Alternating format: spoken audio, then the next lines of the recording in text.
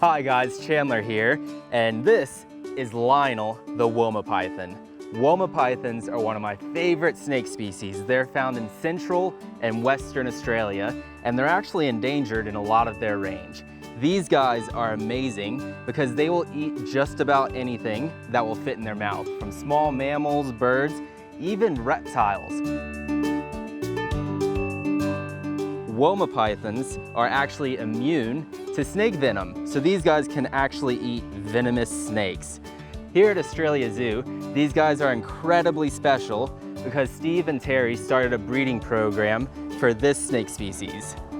One of our Australia Zoo conservation properties called Moracan is actually dedicated for the protection of this snake species. Because they're endangered, they will need all the help they can get.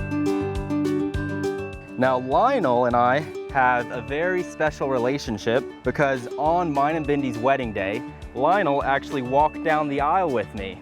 It was incredibly special, and Lionel has been one of my favorite snakes since I've come to Australia Zoo. I'm glad I could share a little bit about Woma pythons with you guys. Thank you guys for tuning in, and we'll see you next time.